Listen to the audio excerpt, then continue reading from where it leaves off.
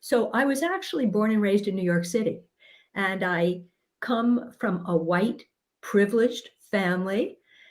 Everything that we ever wanted, we had. I have a sister. I would say that my mother in particular instilled, and well, both my parents, but my father traveled a lot, instilled a tremendous work ethic into my sister and me. And to this day, I carry her message of make sure you can take care of yourself. You never want to depend on a partner or anyone else. You want to be able to take care of yourself. And that's carried me through my professional life, certainly. But I really had never known true adversity in my life. Uh, we all, of course, have challenges growing up, but I was a straight A student. I had summers in France. I went to camps. I mean, it was an idyllic childhood and teenagehood in many years. Undergrad, I went to Northwestern outside Chicago and had a great time there. Then I came back and got a master's at New York University in deafness rehabilitation. I signed and I Oh, worked. wow. Yeah, I worked with the deaf for several years in Washington, D.C.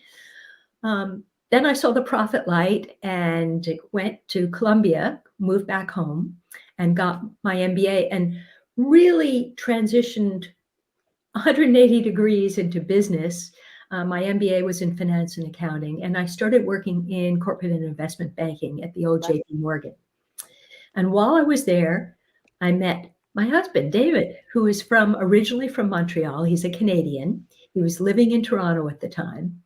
And I tell a great story in Hold On Tight, my book, about I was already in my early 30s at the time, and I had a rule by then of 6 months up or out of dating.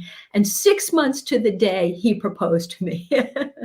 Did he know that rule, or was he Oh, just he kind knew that rule. Yes. Okay, so he kn okay, I like that. Good job, David. Okay, here we And go. he too had been brought up in a very similar family from Montreal, upper middle class, um, no adversity, but both families had great values, not only the work ethic, but belief in giving back to others, in being honest, integrity, and really moving communities forward and society forward.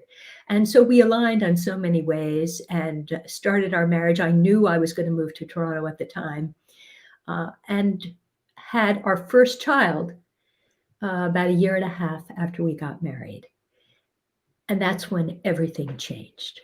And then we had our second child. So our first child is a boy, Andrew, and our second child, 22 months later, a little girl named Ainsley at the time. But almost from the beginning, we knew that something wasn't right. And I look back when I was pregnant with Andrew, it was almost ludicrous, Lily. David and I would have these long discussions about which private school should the children go to?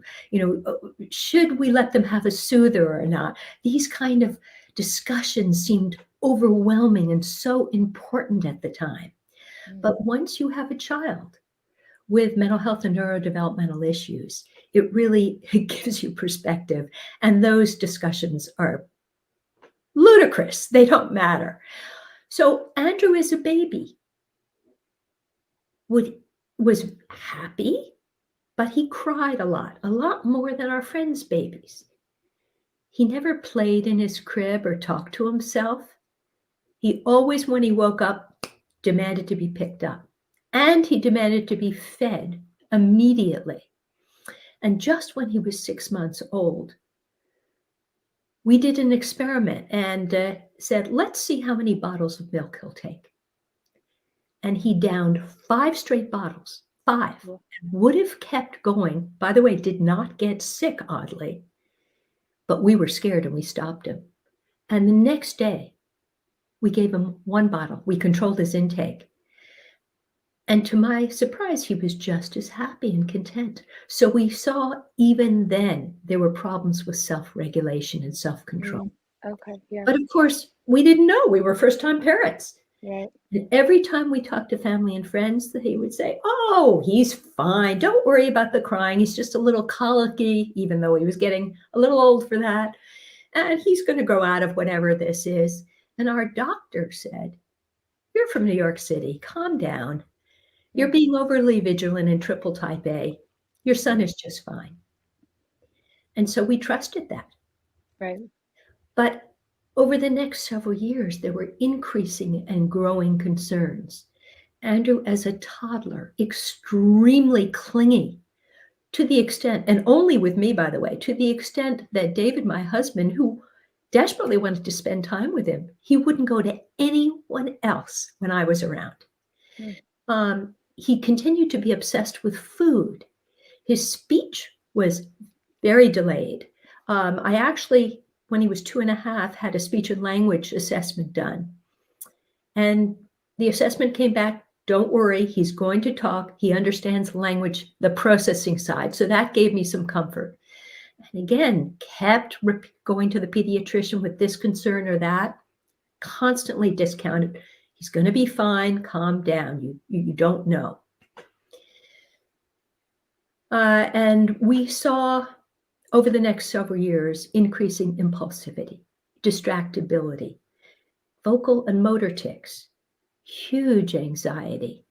He would have meltdowns and tantrums anytime there was a change in activity that we hadn't prepared him for. And we all like to be prepared for change, Sure, sure. right? Yeah. Yes, If, yes. for instance, if some neighborhood kids were over and they were playing hide and seek, and they decided suddenly, no, let's go play capture the flag or something, he couldn't handle the change and Mm. had a screaming fit. And this continued until he was 9. We actually, at school, he learned to read and write. He learned simple math. He had lots of friends. He was social and outgoing and chatty and a major speech impediment.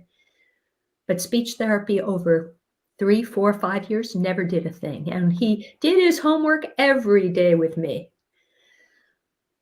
Teacher said, he's bright, he's great, but he's restless. He can't seem to sit still.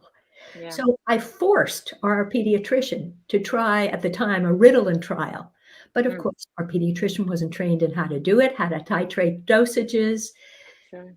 and nothing worked. So again, we were in this never, never land until shortly after he turned 9, Lily. And at that point, we were on holiday in Quebec at David's family's cottage. We had been there 4 days, and I talk about this in the book, and it was lots of fun swimming, playing tennis, picking blueberries. And the 4th morning, in the middle of the morning, he screamed, "I just want to die." And he screamed for the next 2 hours. And when he eventually calmed down, he couldn't tell us why this had happened. And this And can he was awake. Like this was, you see totally, your son, but he's shouting. And previously there wasn't any sign. So this was really just, this gentle, loving boy, out of the blue, it erupted into, some people use the word rage. I prefer meltdown, even though it was 2 hours. And it was terrifying. And he had no idea why it happened. We were all shocked. But this continued every ugh, day for the next 9 months. same, really high, like bursts. More than bursts. He would lash out at anything and everything in his way. He would punch holes in walls. And you're going to understand later that this is fairly common in the neurodivergent world when it's severe. He would swear and rant and rave. And I could always tell when the meltdown was ending because he would start crying instead of screaming. And he was so much in pain and so distressed. He would say, "Mom, I don't know what's happening. It's not me." And you would just die. And compounding this, Lily, a month later, after these meltdowns started, he started engaging in nonstop compulsive rituals. He would have horrifying thoughts that we were going to die, that he was going to get hurt, that he would fall down a drain pipe. I don't know where he got these. These were irrational thoughts. He knew they made no sense. His brain overrode reason and then forced him to engage in nonstop compulsive rituals. So he would touch walls repeatedly for hours. He couldn't go through doors for 20, 30 minutes, couldn't put on his socks without counting to 14. And they escalated. And when I say they escalated, he rubbed his head against shrubs, against car tires. He got down on the filthy floor and licked it. He hoarded glass shards under his bed. You can understand what kind of pain he was in and we were in. But we were so fortunate that he was so severe. There are many families that have these signs and it's not as severe, but the symptomology was so clear. And he was finally diagnosed at that point with autism, Tourette syndrome, obsessive compulsive disorder, ADHD, and learning disabilities. And then our world opened up for hope and perseverance for the first time and continues today. Now that's Andrew. Let's back up to his younger sister, Ainsley. Ainsley was so much easier as a baby and toddler. She was mischievous and fun and outgoing, and we relaxed and said, this is fantastic. And then she started school. Andrew, a behavioral dream, different from the meltdowns, which were not him, right? A behavioral dream, rule-bound. She, totally out of control, disruptive, rude, jumping on desks, running around, constantly sent to the principal's office. And then came fragility. Then came impulsivity, tics as well.